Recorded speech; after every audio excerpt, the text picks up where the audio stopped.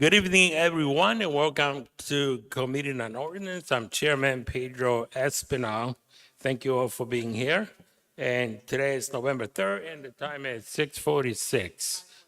5:40. Oh, we got the Got to change the there clock. you go. Let's change that. All right, 5:46. Thank you so much, Vice Chair. Madam Clerk, please call the roll. Chairman Espinal. Present. Vice Chairwoman Peterson. Present. Councilwoman Harris. Present. Councilman Vargas is absent. Councilor Royas. Present. You have 4 present and 1 absent. You have a quorum. Thank you, Madam Chair. First item on the agenda, please. Item number 1 is an ordinance and amendment of Chapter 27 of the Code of Ordinances of the City of Providence entitled The City of Providence Zoning Ordinance approved November 24th, 2014 as amended to change Articles 2 and 12 relating to entertainment. Thank you. So we had a public hearing on this item last week. We had a large number of people that testified. We take all testimony into consideration. There is a small rewording of a sentence that we need to do. And for that, we invited Mr. Bob Azar here to explain what that is. Thank you, Mr. Chair, members of the committee. Robert Azar, Deputy Director, Department of Planning and Development. There's a request by the administration that there be a small tweak to the language in the definition of incidental entertainment. As you recall, we made an amendment during the public hearing, and it was to speak to if incidental entertainment is being provided as live music performance and the times when it's supposed to cease. I'm going to read to you the way the sentence was changed in committee, and then I'm going to read to you the way we suggest that the sentence be reworded, and this is to align with other city ordinances relating to licensing. So the way it was amended in the hearing, it says, if incidental entertainment is provided as a live music performance, it shall cease at 9:00 p.m. Sunday through Thursday and 11:00 p.m. Friday and Saturday and the night before a city recognized holiday. That's the first phrase of that sentence. So the proposal here is to make that a complete sentence, and then the next phrase that says pre-recorded music may continue through closing time, that'll be a separate sentence.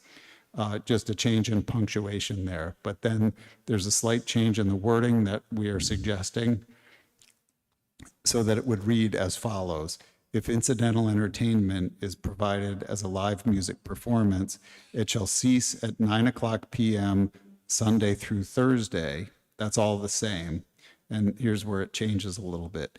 And 11 p.m. on Friday and Saturday, as well as on the Sunday night preceding a city-recognized holiday that falls on a Monday.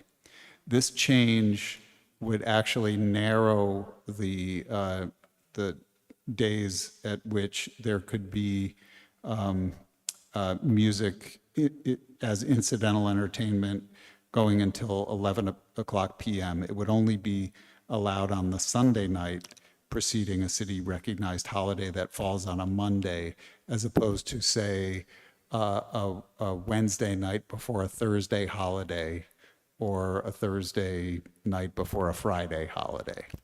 So that's the extent of the suggested change. Thank you, Mr. Azar. And that was the intended purpose of the proposed amendment. Yeah, in retrospect, reviewing the record and recalling what Councilman Vargas was saying in that hearing, I think we didn't properly capture exactly what he was saying as we were doing this on the fly.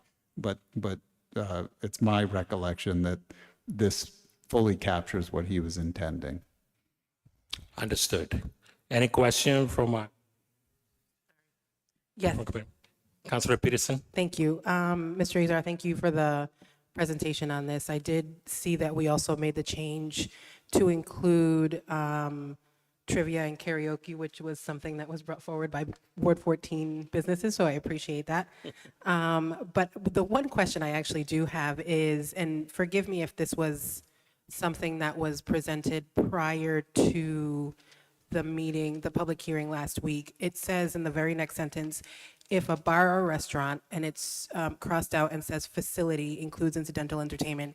Do you by any chance know why we did the switch from bar or restaurant to facility, and what does facility include? So that was in this ordinance from the time it was introduced, as far as I can recall. And so a facility could mean some sort of other use. So if you read the definition of incidental entertainment, originally there was that first sentence that said background music provided at a bar or restaurant. The way it's written now, where it says incidental entertainment is background music, that would be something that would be allowed at any number of different uses. So for example, if you had an office use and you wanted to have an office party with incidental entertainment, this is explicitly, or not explicitly, but implicitly saying that it could happen there. So I think the point being that virtually any use would be okay to have incidental entertainment. So a public building, for example, like City Hall, if you wanted to have amplified music here, we would consider that to be incidental entertainment as long as it meets all of the standards. Thank you. So to confirm, it's bar or restaurant and any other facility, for lack of a better word, any other building that's going to be amplifying music or sound. Yeah, Okay. or providing entertainment that fits the definition of incidental entertainment, trivia, karaoke. Again, something that's intended to be contained within a facility where the volume is low and there's no cover charge and so forth. Okay, thank you very much. Thank you, Councilor Peterson. Anybody else? Hearing none. So